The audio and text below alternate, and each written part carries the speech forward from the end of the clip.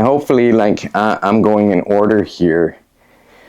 So what qualifies me, or what makes me uniquely qualified to start a BookTube channel? Well, first of all, I have a BookTube channel. So, and I'm like 30 videos in, and so I have some experience now, and I feel like I can talk about it. And maybe one of the first reservations you might have about starting a BookTube channel is like that you think BookTube is oversaturated, but you can't think that way. Or you might be like, oh, I want to start one, but there's so many booktubers out there. What do I have to bring? Well, these are the questions you're going to have to ask yourself. What do you have to bring to BookTube? You know, and you can't let things like, oh, there's so many BookTube channels out there. Why would anybody watch me stop you? Because there's a reason why you want to start one. So it's those very answers that you get from those questions that you ask yourself that will determine and shape the kind of channel that you put out there.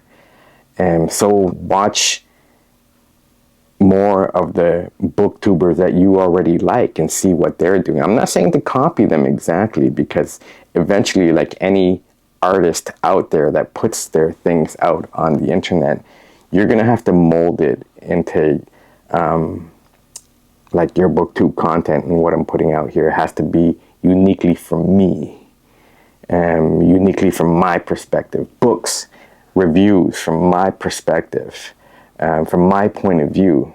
Because with everything that's out there, like Goodreads, New York Times review, whatever other review sites you watch, and whatever other booktubers you watch, all the different genres out there. There's like horror booktubers who review horror. There's fantasy booktubers who review fantasy. If you're just going to jump in and just be another horror booktuber, fantasy booktuber, get on here and talk about Stephen King or something like that, then you're gonna be drowned out by the big guys, so to speak. So you have to come on here and figure out where you fit in this, what you are, you know, bringing to BookTube, what you have to say.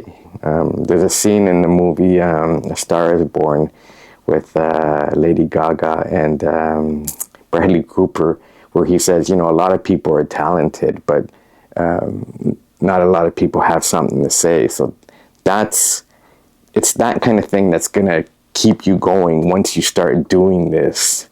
So that's what you have to figure out. And that's why it's good to do, you know, those first posts should be like a newbie booktuber post where you ask yourself the questions and you answer them. And you put it out there, and then people welcome you to the community. And that kind of shapes like what your BookTube channel is going to be like. For example, like mine, I didn't know where I was going to take it. But even by doing this, I've realized that there's people out there that are way more prolific readers than me. You know, they read faster, they read more. There are people that can talk about things in books in ways that I can't. You know, they talk about plot and narrative and characters and plot arcs, and it's like I'm not an English professor. I just read books that I like, you know, or I think I'm gonna like, and then if I like them, I'm gonna share them with you, and I'm gonna tell you why, you know. And yeah, I'm gonna use, you know, some of the jargon that writers use and readers use and that booktubers use, like characters and plot and things like that. But I'm not going to get really technical. There's guys out there that are doing that, and they're really good at it. So I'm not going to compete with them. Then that's why I'm looking for my tribe of people that are going to watch my channel, learn from my channel, and just like my style. You have to figure out what you want your channel to be. So that's what you're going to have to think about too. It's like what you name your channel is important.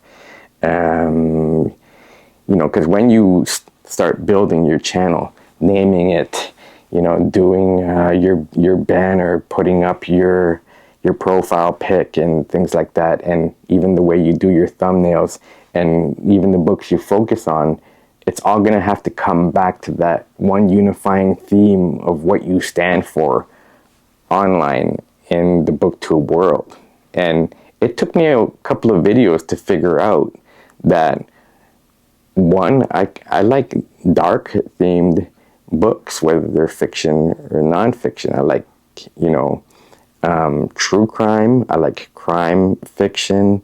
I like dark horror fiction.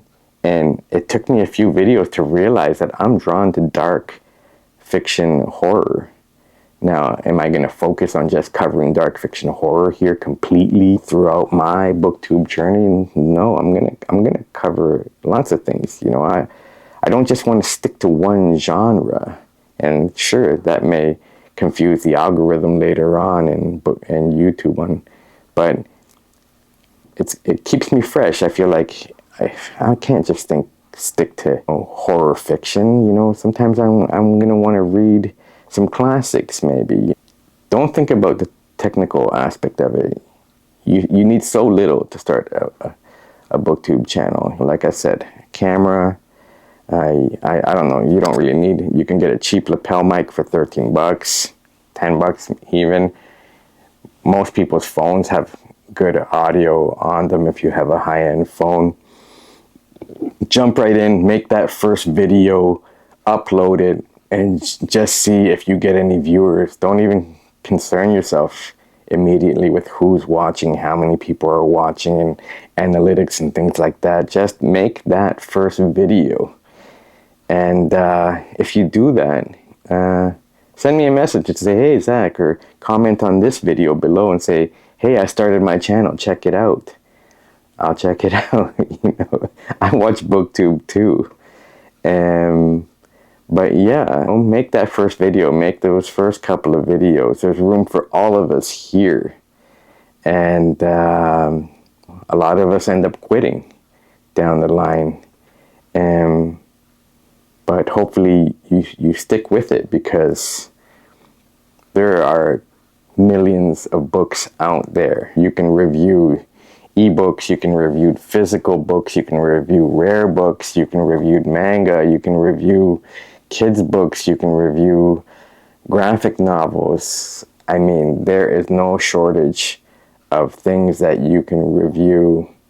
So you're never going to run out of material to cover. And once you do gain a few loyal subscribers,